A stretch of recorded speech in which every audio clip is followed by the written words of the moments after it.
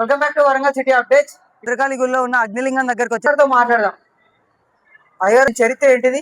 భద్రకాళి శరణమ్మ మహాదేవ చరిత్ర ప్రసిద్ధిగాంచినటువంటి ఓరుగల్లు మహానగరంలో కాకతీయ రాజధాని అయినటువంటి ఓరుగల్లు క్షేత్రంలో భద్రకాళి దేవాలయం ఎంతో ప్రసిద్ధిగాంచింది.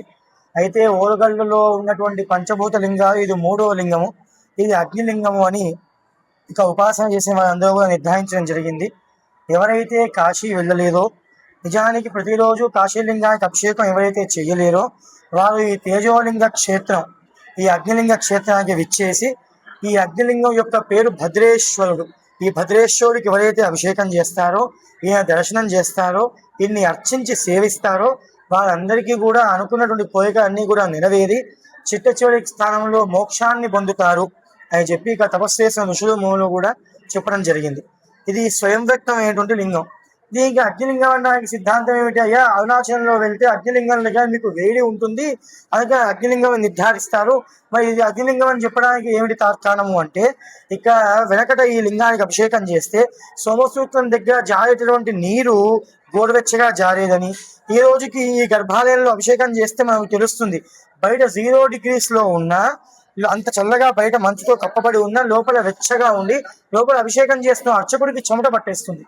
అంతటి వేడి ఈ లింగం నుంచి ఉత్పన్నం అవుతూ ఉంటుంది. కనుక దీన్ని అగ్నిలింగం అని చెప్పడం జరిగింది.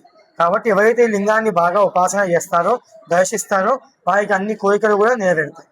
ఈ మహాశివరాత్రికి పంచలింగాలకు అభిషేకం చేస్తే చాలా మంచిదని చెప్తున్నారు అయ్యారు. నిజానికి 5 లింగాలు ఒకే సరళ రేఖలో ఉన్నాయి.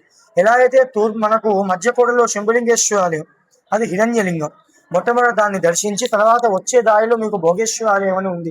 శివశక్తి ఆత్మ శ్రీచక్ర భూపుర పీఠం మీద ఉంటుంది ఆ లింగం. దాని ప్రాణవట్టం ఉండదు, శ్రీచక్ర భూపురం పీఠం లాగా ఉంటుంది స్క్వేర్ షేప్ లో. దాని మధ్యలో శివలింగం ఉంటుంది, అది జలలింగం. దాన్ని అర్చించి తర్వాత 3వ లింగం ఏంటంటే దీన్ని దర్శనం చేశాను. తర్వాత దీనికి పార్శ్వంలో దగ్గరలో సిద్ధేశ్వర ఆలయం అని వాయులింగంగా చెప్పబడుతుంది. తర్వాత మెట్టుగుట్ట ఆకాశం. ఈ 5టిని ఒకే రోజు క్రమంగా దర్శనం చేస్తే వారు అనుకున్న కోరిక నెరవేరుతుంది అని లింగ పురాణంలో చెప్పబడింది. అందుకని ఈ రోజుకి కూడా చాలా మంది నేను గమనిస్తూ ఉంటాను, అన్ని లింగాలు దర్శనం చేస్తూ పొద్దున్నే బయలుదేరి ఒక 2.5 గంటల వ్యవధిలో ఈ అన్ని లింగాలు కూడా దర్శనం చేస్తూ ఉంటారు. ఎంతో మంది అలా దర్శనం చేసిన కారణం చేత వాళ్ళ యొక్క కోరికలు తీరాయి అని కూడా ఎంతో మంది చెప్పడం జరిగింది. పంచలింగాలలో అగ్నిలింగాన్ని కూడా కంప్లీట్ చేసుకున్న. More videos follow my account.